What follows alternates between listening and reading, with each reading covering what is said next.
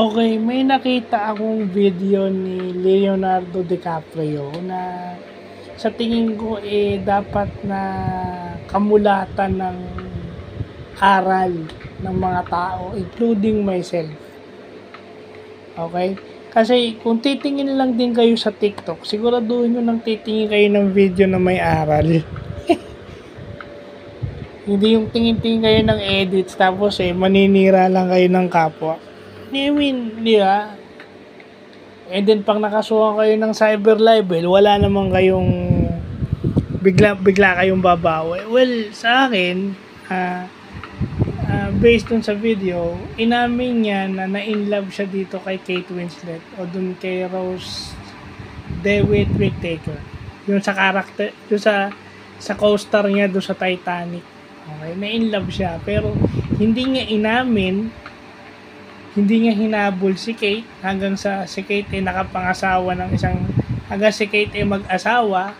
Kaya hanggang ngayon natin hindi pa nag-aasawa to si Leo, di ba? Pero kasi yun ang sinasabi niya no, he values his self-respect more than his feelings. Tama nga naman yung feelings na hindi ka dapat nagsisik ng attention. Kung mangyaring maging sila, magiging sila. Tsaka pag talagang mahal mo, hindi mo kahit magkaroon ka ng maraming girlfriend, iba talaga pag mahal mo Pagdating sa guy, di ba? Si Leo hindi pa nag-aasawa, di ba? So, yun, di ba? You value self-respect, you value yourself or you respect yourself more than your feelings. So, kung hindi mapasayo yung babaeng minamahal mo na ang feeling mo pagkasama mo is magic, yun na yun.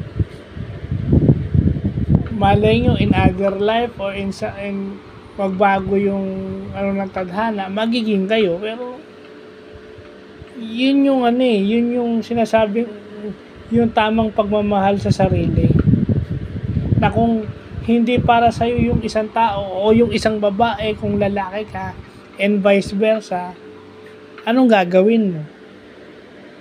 Kasi meron naman na kahit anong habol mo, kung hindi naman talaga kayo, hindi kayo. Yung sasabihin niya na ipaglaban mo, kung depende sa sitwasyon na kung kailangan mo ipaglaban, ito si Leo, di ba? Pwede naman silang maging magkarelasyon ni Kate o pwede silang maging mag-asawa, pero bakit hindi ginawa ni Leo? Di ba? You fight for love, but you fight for love for the right reason. So, isasama ko sa comment section sa Facebook yung video ni Leo, yung basis ng vlog. So, yun lang po.